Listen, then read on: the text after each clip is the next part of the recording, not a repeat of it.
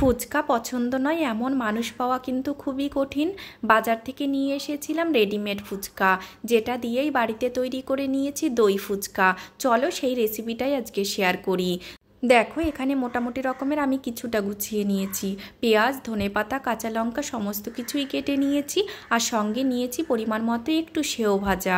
আর এখন এদিকে একটা সিক্রেট মশলা তৈরি করে নেব, এটাকে কিন্তু এই ফুচকার জান বলতে পারো। তাওয়াটাকে বেশ ভালো করে গরম করে নিয়েছি। দেখো মোটামুটি ওই 1 চামচ মতো গোটা জিরে, তার মধ্যে দিয়ে দিয়েছি পরিমাণ মতো কটা ধনে, মানে গোটা ধনে, আর 3টে শুকনো লঙ্কা দিয়েছি। আমরা তো একটু ঝালটা কম খাই, সেই জন্যই 3টে দিয়েছি।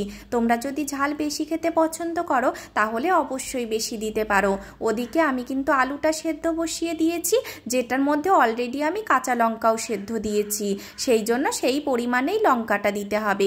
এদিকে দেখো 3টে অলরেডি কাঁচা লঙ্কা সেদ্ধ দিয়ে দিয়েছি। আলুটাকে কিন্তু বেশ ভালো করে সেদ্ধ করে নিতে হবে, আলুর মধ্যে দানা দানা থাকলে একদমই হবে না। আমি আলুটাতে ওই 3টে মতো সিটি দিয়েছিলাম, তাতেই কিন্তু খুব সুন্দর সেদ্ধ হয়ে গেছে। দেখো এবার সুন্দর করে আলুটাকে মেখে নেব। একটু সাদা লবণ দিয়ে দিলাম, আর বেশি করে একটু বিট নুন কিন্তু দিতেই হবে, যেটাতে কিন্তু ভীষণ ভালো ফ্লেভার আসে। আর দেখো এখানে একটা কাঁচা লঙ্কা দিচ্ছি, বললামই তো আমরা ঝাল অনেকটাই কম খাই। আর সেই ভাজা মশলাটা যেটা করে রেখেছিলাম সেটা একটু বেশি করে দিয়ে দিলাম পেঁয়াজ কুচো, ধনেপাতা কুচো, আর কাঁচা লঙ্কা কুচো, আর সঙ্গে অবশ্য দিয়েছি একটু চাট মশলা। এবার সমস্ত কিছুকে ভালো করে চটকে মেখে নিতে হবে। আমার এখানে একটু মশলাটা কম লাগছিল, সেই জন্য সেই ভাজা মশলাটা আমি আরেকটু দিয়ে দিলাম। যেহেতু দই ফুচকা বানাচ্ছি সেই জন্য টক জলের ফ্লেভারটা কিন্তু এর মধ্যে অ্যাড হবে না। সম্পূর্ণ ফুচকার ফ্লেভারটা কিন্তু ডিপেন্ড করছে এই আলু মাখার উপরে। আলুটাকে কিন্তু খুব সুন্দর করে মাখতে হবে। আলু মাখার মধ্যে আবার খুব বেশি মশলাপাতি দিলে আলুর যে টেস্টটা আছে সেটা কিন্তু আবার নষ্ট হয়ে যাবে। সেই জন্য দেখো একদম নর্মাল কিছু ঘরোয়া মশলা দিয়েই মেখেছি। একবার তোমরা এইভাবে মেখে খেয়ে দেখো, সত্যি অসাধারণ টেস্ট হয়। আর বাজার থেকে দেখো নিয়ে এসেছিলাম 1 প্যাকেট রেডিমেড ফুচকা। এই প্যাকেটটা আমার কাছ থেকে 25 টাকা দাম নিয়েছে। কটা আছে সেটা কিন্তু আমি গুনে দেখিনি, তবে আমার কাছে বেশ সাশ্রয়ী মনে হয়েছে।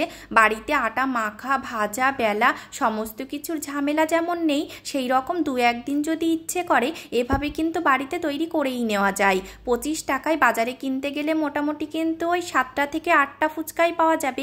এখানে কিন্তু বেশ 1 থালা ফুচকা হয়েছে। দেখো তোমাদের সঙ্গে গল্প করতে করতে আমার কিন্তু সমস্ত ফুচকাতে আলু ভর্তি করা হয়ে গেছে। আমি একটু বেশি করেই আলু দিয়েছি, কারণ বেশি করে আলু খেতে আমার বরমশাইয়ের দুজনেরই ভালো লাগে।